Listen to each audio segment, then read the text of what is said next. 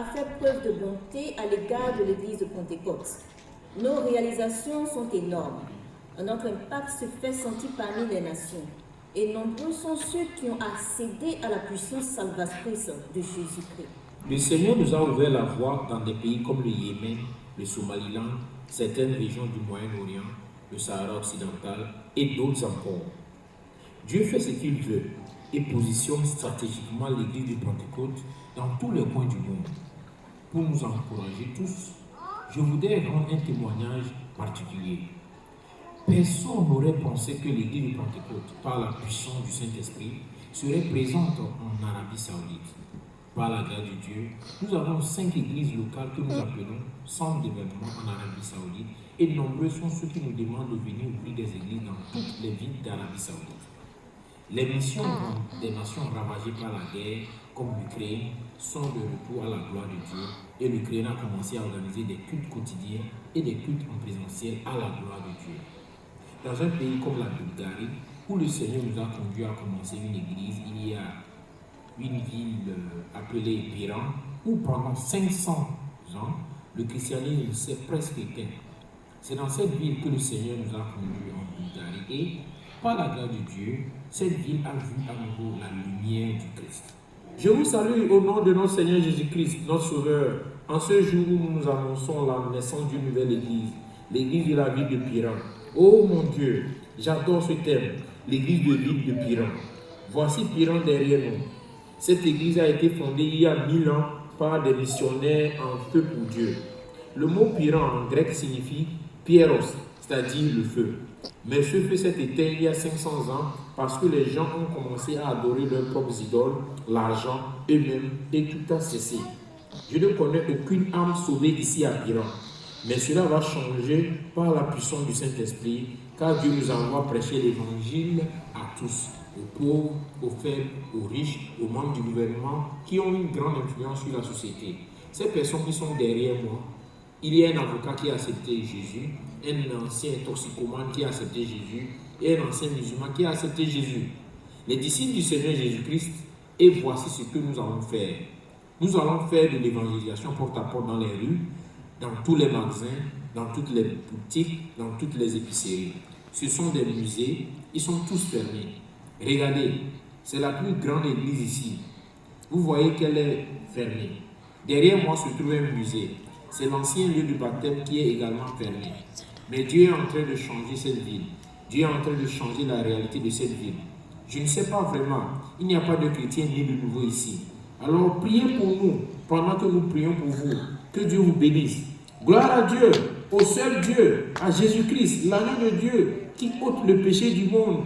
Et cette ville deviendra un nouveau lieu de réveil.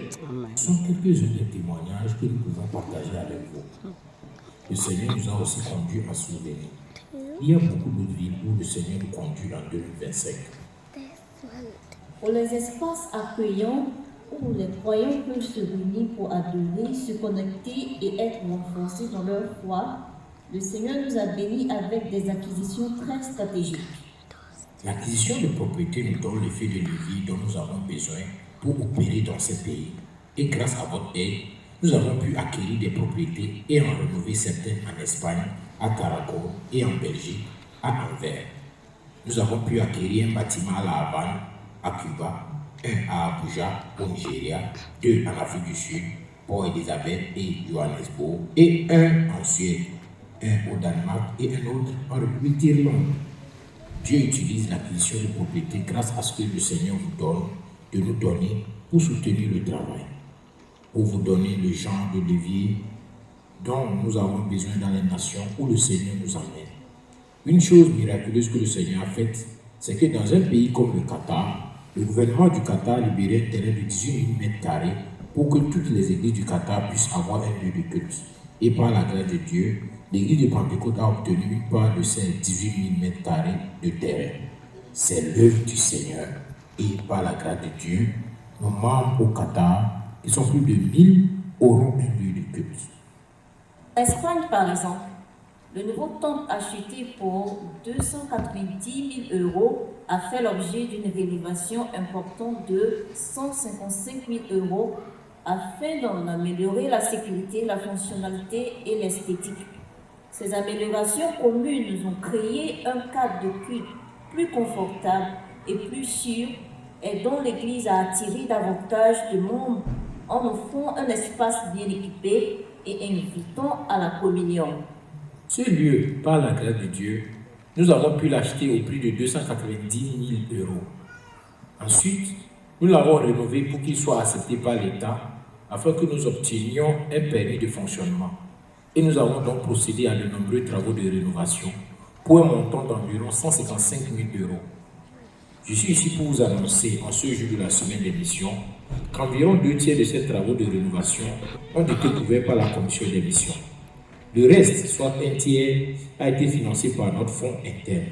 C'est un témoignage, une vision devenue une réalité. Ce que nous avons tant attendu, c'est maintenant réalisé.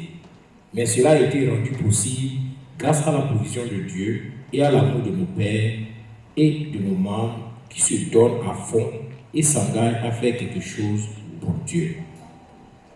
Il était devenu nécessaire de construire une maison missionnaire dans le secteur. C'est ainsi qu'une humble demande a été adressée à la commission des missions par l'intermédiaire du DMI. La commission des missions, dirigée par notre cher président international, l'apôtre Éric Nyamiche, a magnanimement accepté d'honorer notre demande. Ainsi, en juin 2024, la commission nous a envoyé une grande somme d'argent pour que nous puissions acheter une nouvelle propriété et le Seigneur, par sa gracieuse provision, nous a conduit à cette installation que nous avons achetée. Présentement, cette propriété appartient à l'église de Pentecôte du Nigeria, dans le secteur d'Abuja, et c'est la maison missionnaire du responsable sectoriel.